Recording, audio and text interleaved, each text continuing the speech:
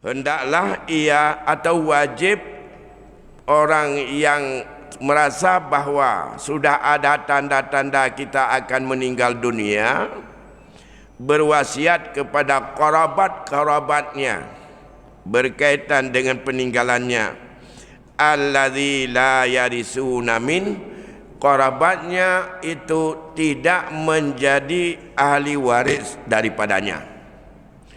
Kepada kerabat kita yang merasa bahawa hubungan emosional, hubungan kekerabatan, hubungan kasih sayang, hubungan pengertian, hubungan bantuan antara kerabat kita dengan kita, tapi dia bukan ahli waris, maka hendaklah ia untuk berwasiat untuk sebahagian dari harta dalam kadar jangan melebihi 1/3 harta.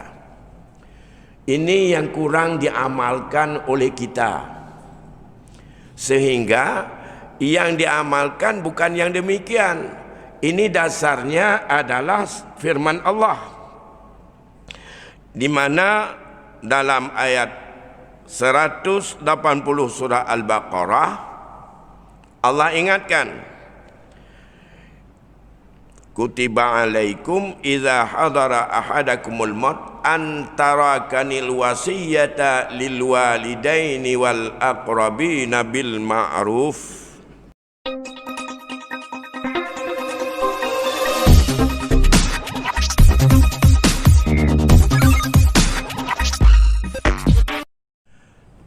Assalamualaikum warahmatullahi wabarakatuh.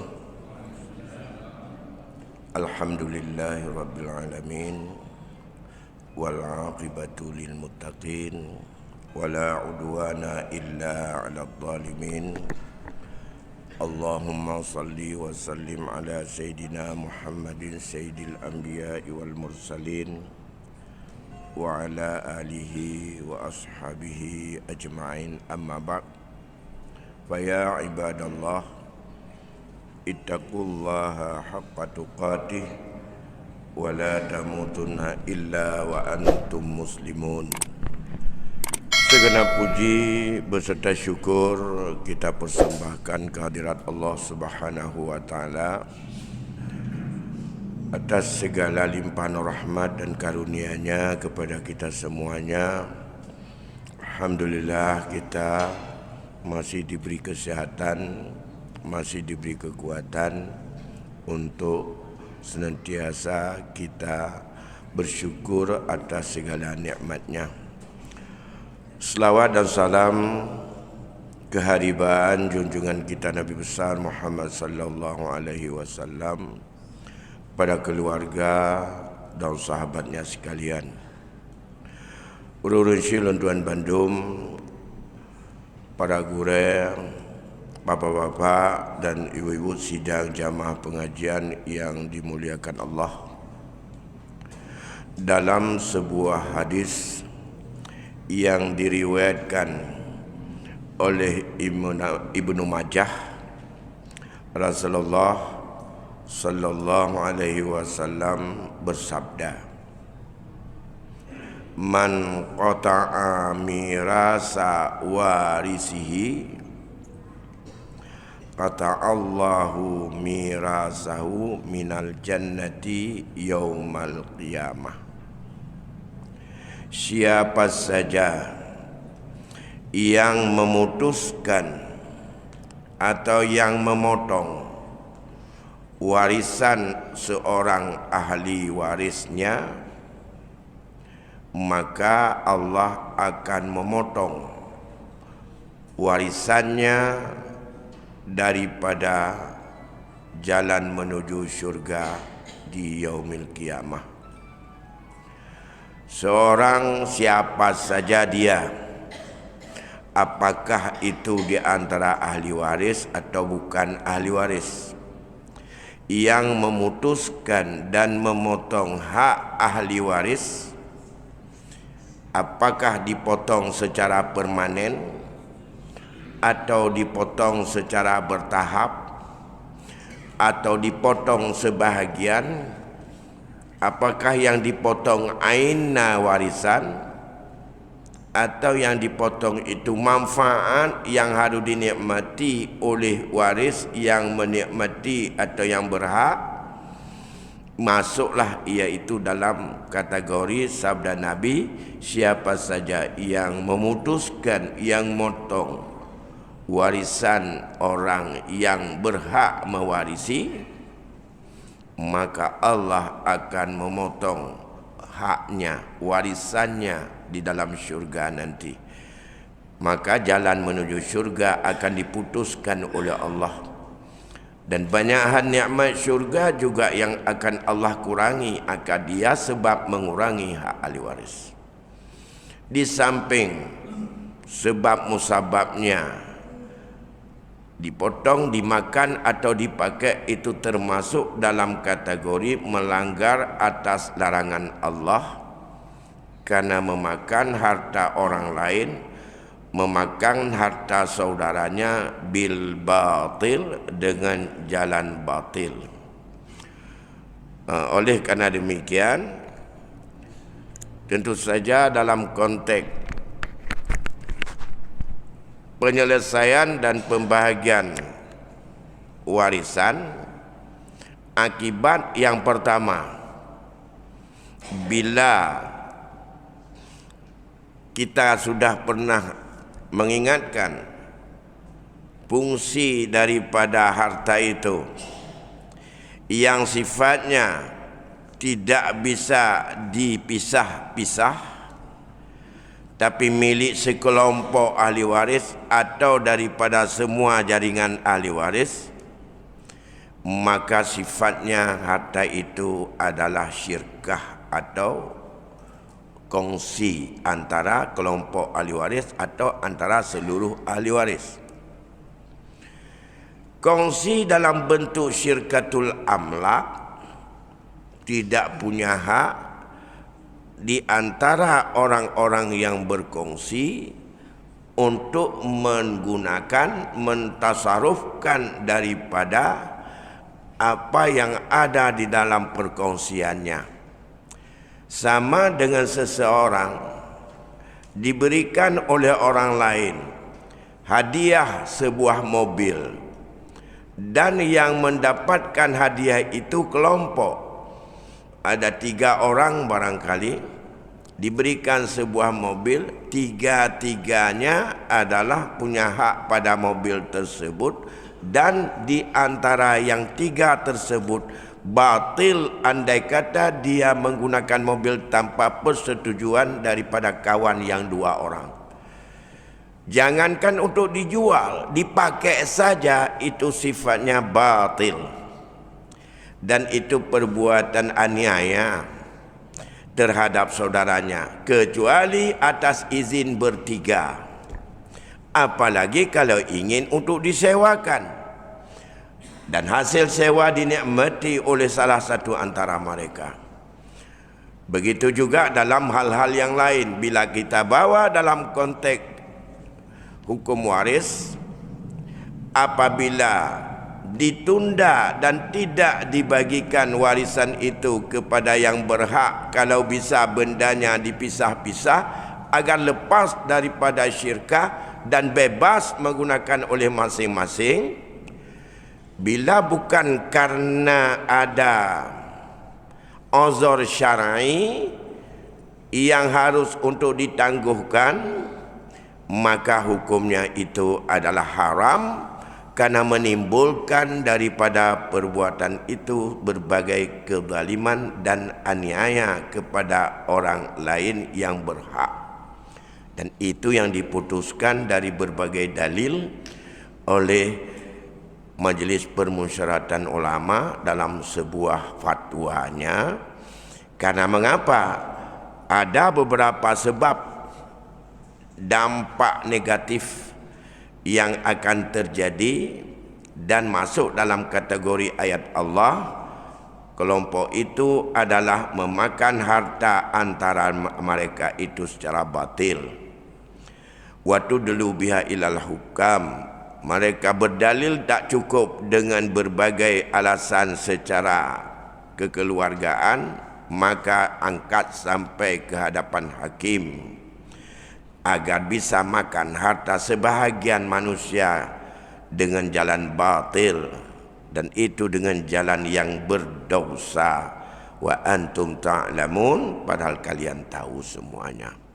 Ulun syekh, ulun tuan, oleh kerana demikian, sebelum kita kembali ke hadirat Allah berkaitan dengan permasalahan ini, kita sambung terhadap apa yang kita sampaikan dalam pertemuan Rabu yang lalu.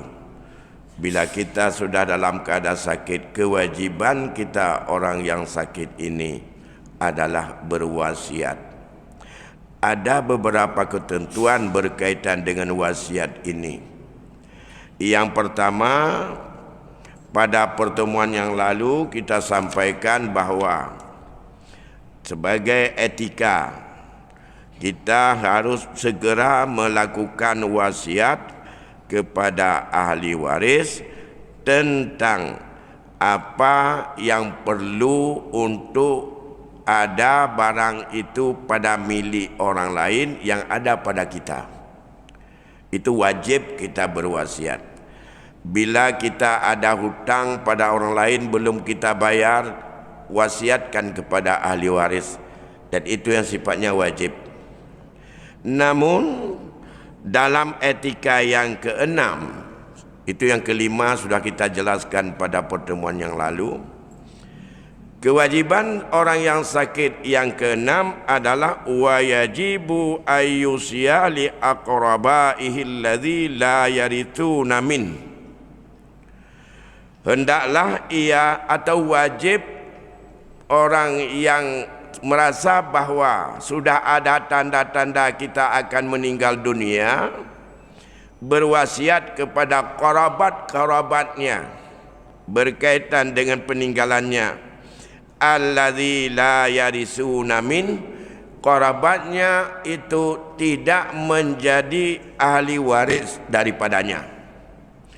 Kepada kerabat kita yang merasa bahawa hubungan emosional, hubungan kekerabatan, hubungan kasih sayang, hubungan pengertian, hubungan bantuan antara kerabat kita dengan kita, tapi dia bukan ahli waris, maka hendaklah ia untuk berwasiat untuk sebahagian dari harta dalam kadar jangan melebihi sepertiga harta.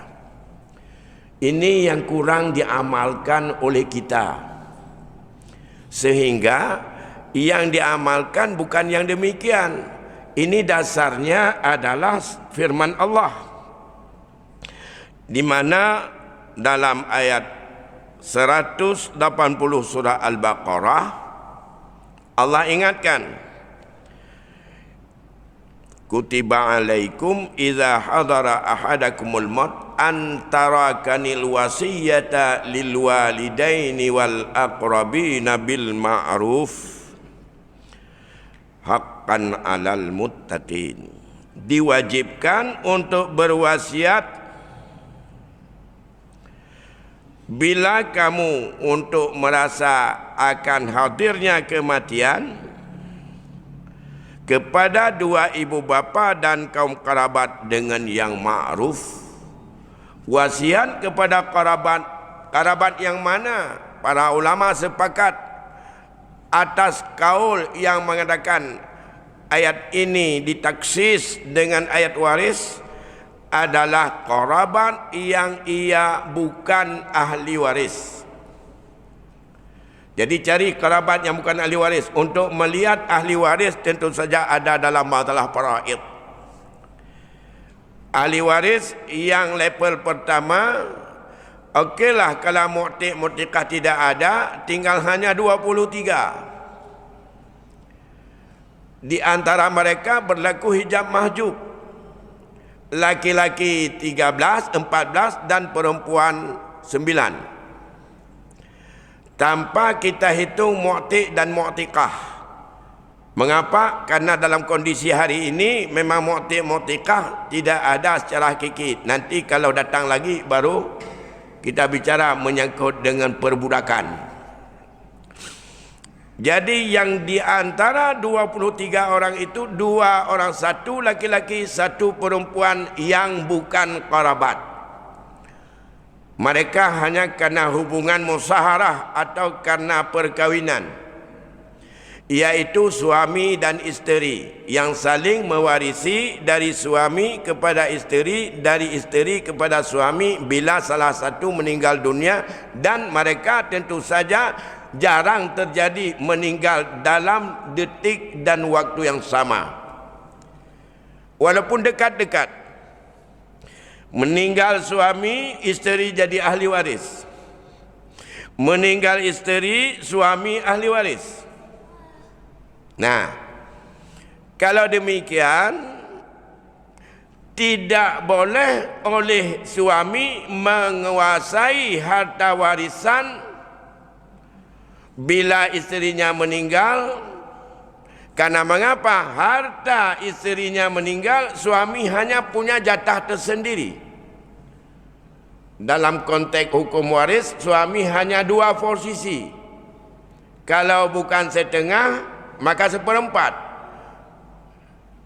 Illam yakul lahu walad, jika tidak ada bagi si mayat yang meninggal itu anak, suami dapat 1/2. Kalau ada anak atau cucu, suami dapat 1/4.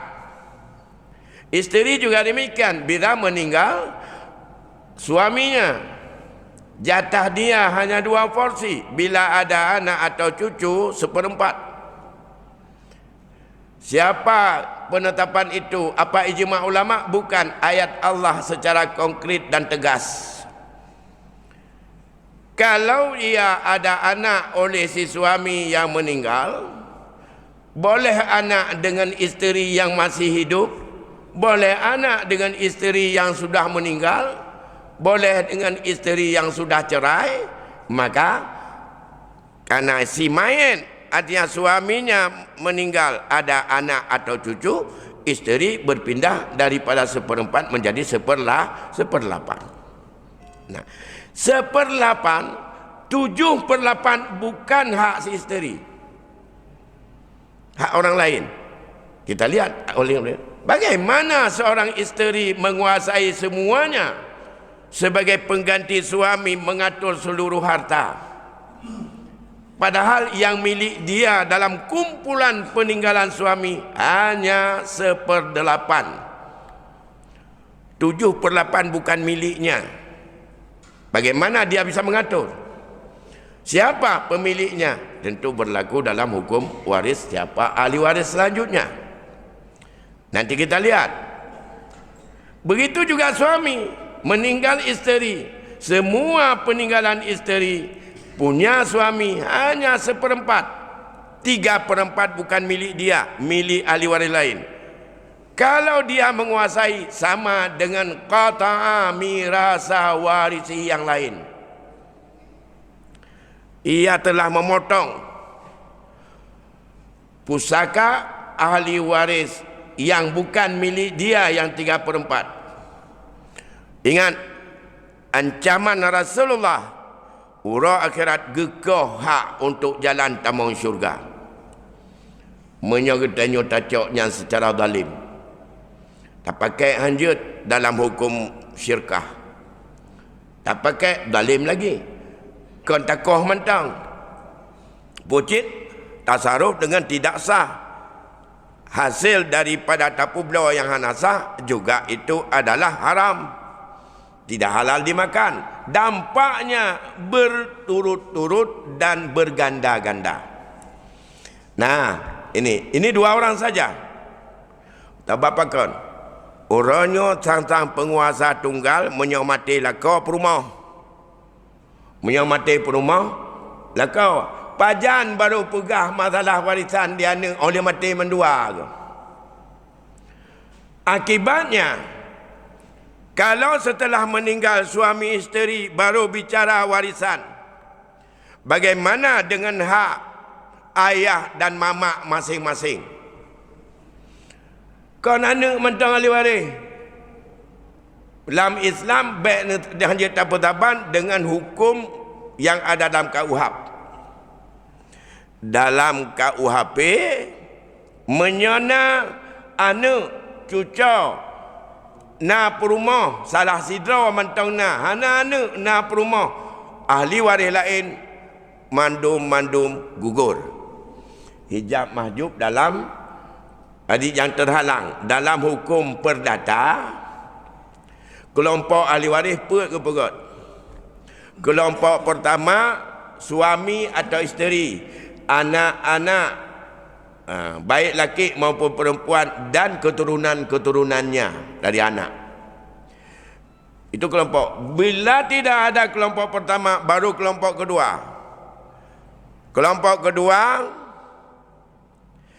mama, ayah si mayat, kemudian baru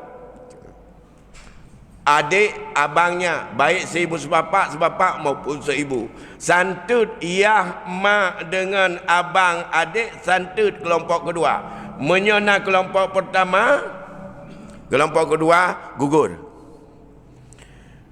Misal aja, tidak orang mati, hana anak, hana cucu. Malay bahasa katanya. Yang na perumah ke, nayah nama dalam hukum perdata, iyah dengan mak hana bertemu tapu api. Jet benda kuasa ubena milik dari laka kekuasai le laka menyomelingai perumah. Menyomelingai laka kekuasai le perumah mandum. Menyona anak santut laka atau perumah dengan anak dan cucu santut. Iyah dengan mak terhijab dalam hukum perdata. Hukumnya mepak dengan hukum Islam. Mepak dengan ayat haram cak. Bertentangan dengan nas. Karena nas ayat limaundranya hana terhijab secara hirman. Hana terhalang. Walaupun na hijab dengan cara nuksan. Kurang dari hak lebih raya.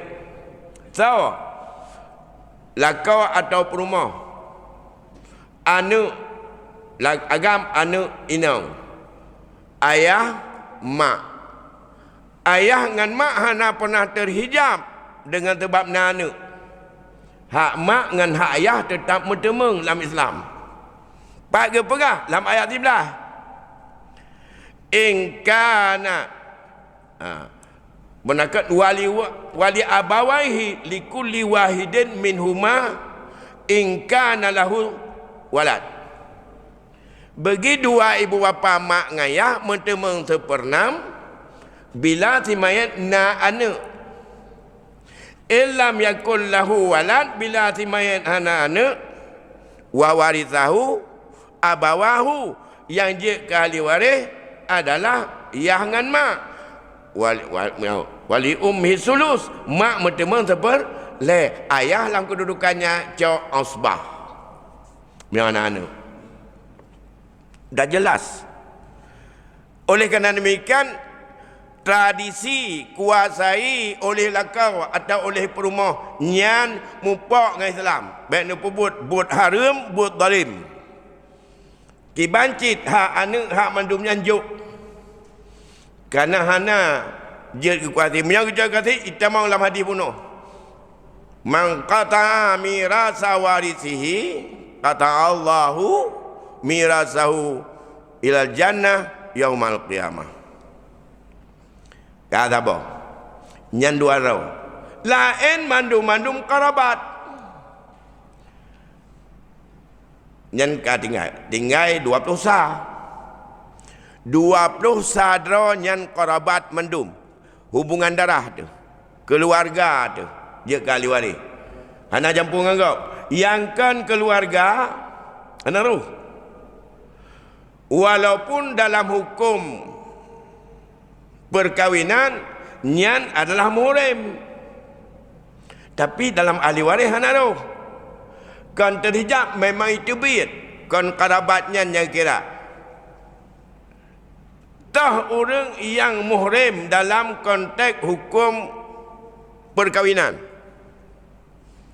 Yang pertama, anak ma tu menyatamu kahwin dengan mak anak daripada perumahannya adalah muhrim hanya tamu kahwin le baik bertapat mak dengan anak. Ada le tata le mak je yang anaknya hanya kahwin le kecuali baik cok mak cok anak je mentang je ke mak tuan dia yah mak je. Nyan hanakan ahli waris. Anak angkat kon ahli waris. Mak tuan kon ahli waris bak urang bak melintai ke. Tapi ganyan ahli waris bak anak ke. Ya. Yah tuan kon ahli waris. Anak dina kon ahli waris. Anak jubhat kon ahli waris. Walaupun nyan adalah punya anak dina, nyan ke anak perumah. Walaupun bijih bagdanya. Karena getanya yang dia ke bibit, tapi hana kira lah agama bibitnya. Nyan ma'un la yuhtaram. Ia yang hana hormati rut. Karena kon dalam akad nikah. Ya, nyan kon ahli waris mendum. Bahkan dalam hijab mahjub tu, tato tu so 500. Toh ti kurun rau dinang. Tertenten nyan mantong hana jikul lain.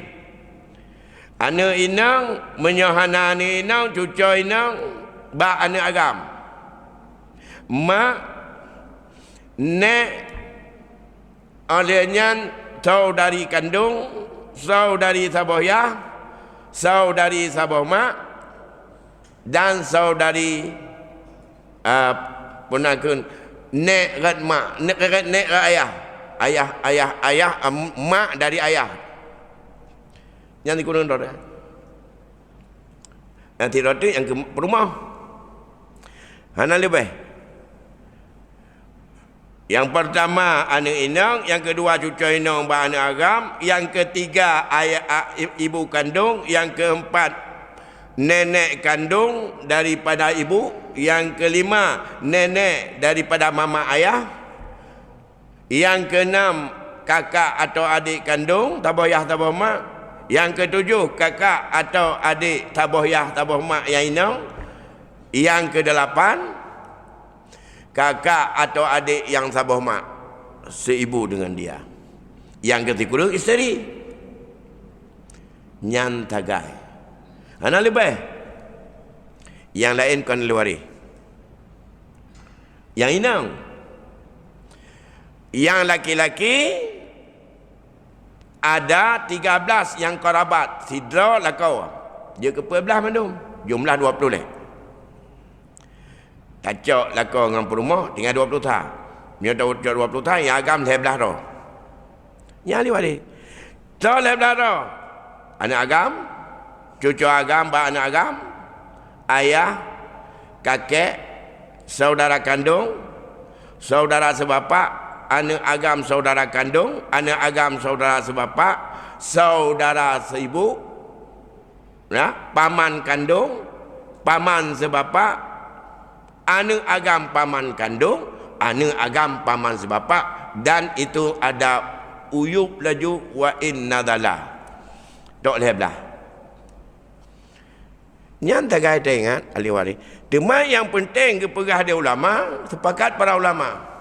Siapa yang mampu untuk menghitung ahli waris tapi dia tidak tahu hijab mahjub, haram ke putus masalah pembagian warisan.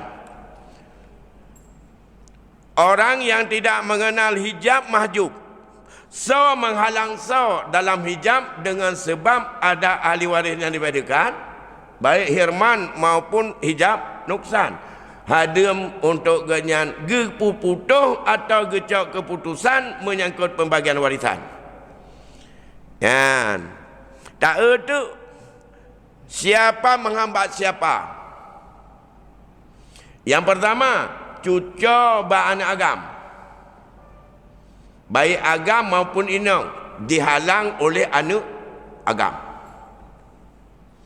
Ini penghalang. Gugur cucu agam ba anak agam, nyona anak agam.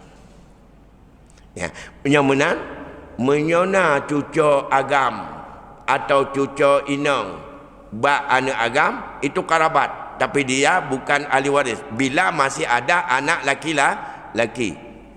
Kalau bukan ahli waris tapi dia kerabat dekat, wajib kamu berwasiat untuk mereka.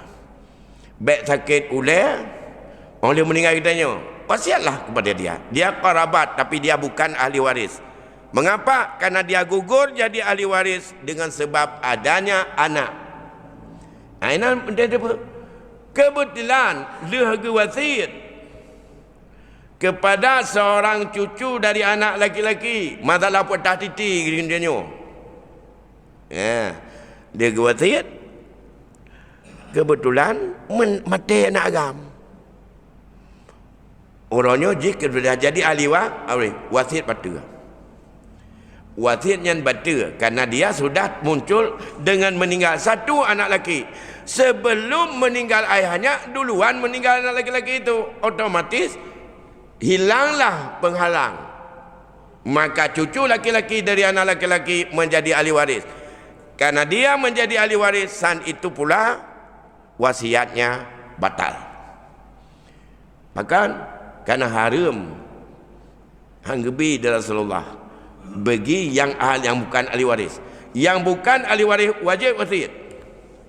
Yang ahli waris jangan wasiat.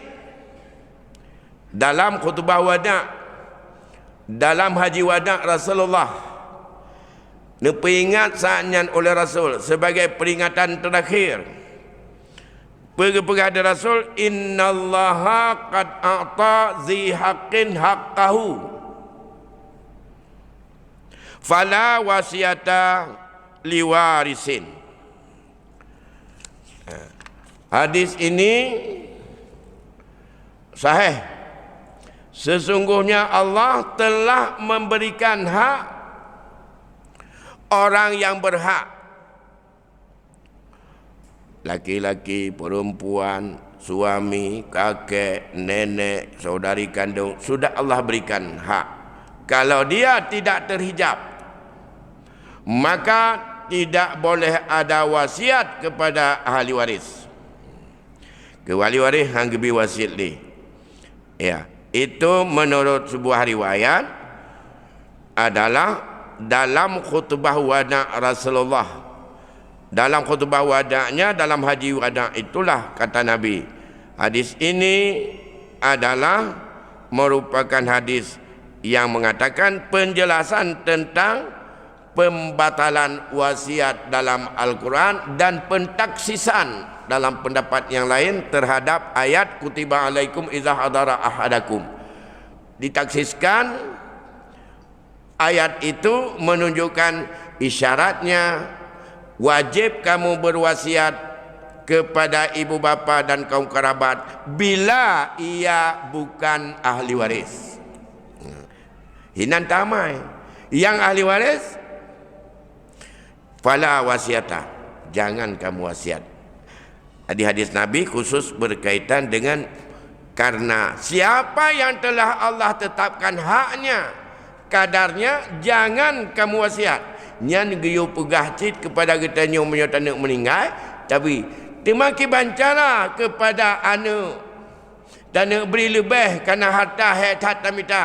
Kita banyak harta. Anu ci ane inong tagayana. Anu agam hana. Wali kai pre-pre kata tegai berdoa mati daju. Bila ni wasiatnya tujuan untuk pegadah dan menutup hak dari ahli waris, hukumnya haram. Bila kita membuat wasiat, dalam wasiat itu tujuannya untuk menghalang ahli waris, haram. Termasuk tidak laku watak sakit ke kita lihat perumah. Tujuan kita lihat ngak baik cuma harta. Mengan ada lihat nyo iji cuma harta. Maka kita lihat aja nya haram tak lihat nya. Rot hukum ji haram. Ya. Menyebab masalah wasiatnya tak puput haram. Ya. Dan hanya tak puput menentang dengan kadar yang Allah berikan. Kecuali tawasiat lagi wasiat Allah. Berapa kadar yang Allah berikan dinan tawasiat berwujud. Ya. Maka dalam hal ini tidak boleh ada wasiat kepada ahli waris, yang ahli waris itu ada jatah yang Allah wasiatkan dan diwasiatkan kepada yang bukan ahli waris. Banyak sekali dalam konteks kehidupan sosial, kekeluargaan dan rumah tangga orangnya yang sangat hakmat. Menya dalam istilah keun orang Aceh, orang je nagakeun ujung kapan. Jo ha ujung kapan bacut. Nyan pemberian, nyan kan pemberian getanyo yang kamate. Tajinan jo ujung kapan nyan menyana mandum ahli waris nyan mutala atas saruf gemupakat hai sayang hai kata trip ke jaga mak.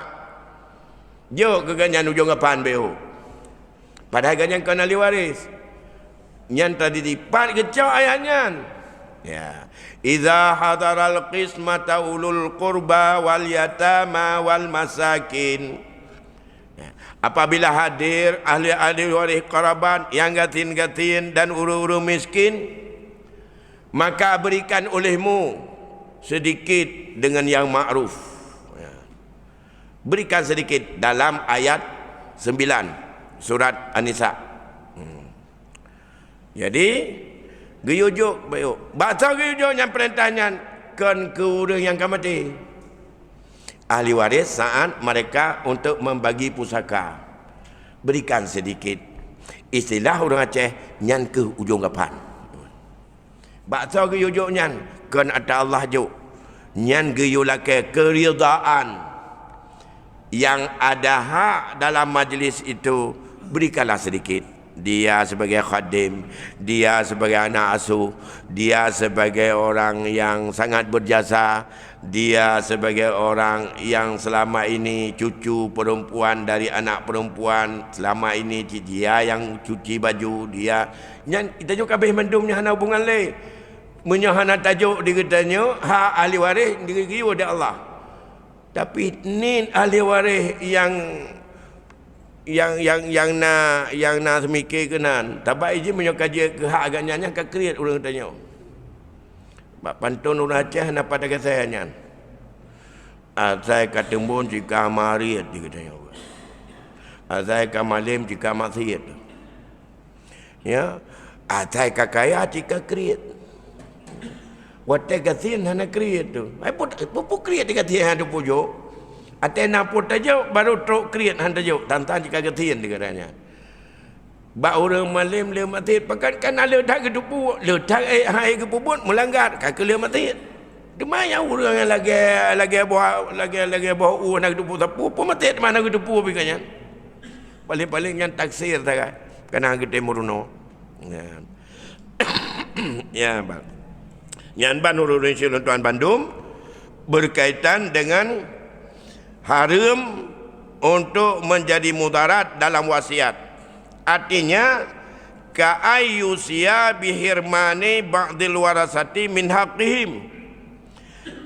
Seperti bahawa diwasiat oleh seseorang untuk menutupi sebahagian ahli waris daripada hak mereka untuk mendapat warisan. Nyanya haram. Jadi baikna laulai dikatanya untuk rencana koh yang ke Allah juk. Indonesia Tuan Bandung, ini barangkali beberapa hal yang dapat kita sampaikan berkaitan dengan persiapan mati. Berkaitan dengan persiapan mati, mari kita berwasiat kepada ahli waris yang bukan yang terhijab daripada hak warisan. Artinya kepada kerabat dekat yang ia terhalang baik dengan sifat maupun dengan sebab ada ahli waris yang lebih dekat, dia tidak menjadi posisi mendapat hak Allah tetapkan karena terhalang oleh ahli waris lain. Mari kita untuk berwasiat kepada mereka sehingga keadilan itu dan kasih sayang itu nampak daripada orang meninggal itu sendiri bila ada pesan itu. Jangan hari ini yang berfikir ahli waris, tak betapa ahli waris untuk ya berikan sedikit kepada mereka itu payah getim. Dapat dia ahli waris lagi haba bunuh. Menyokang meninggal iganyan ciperle bek mu beo opi. Menyo bejo cipetun bek dengan bermacam alasan ngaji geak tirawa gehinan. Tapi habis rugo lain mandum, tapi ingat gekah dia Allah daripada jalannya menuju syurga Allah nanti kalau sifatnya ada perbuatan zalim dalam pengelolaan harta tersebut. Dan fikir mengingat waktu Isya sudah masuk, kita padai sampai di sini dulu. Hasbunallah wa ni'mal wakil, ni'mal maula wa ni'man nasir, wala haula wala quwata illa billahil aliyil azim. Wallahu a'lamu bissawab. Wassalamualaikum warahmatullahi wabarakatuh.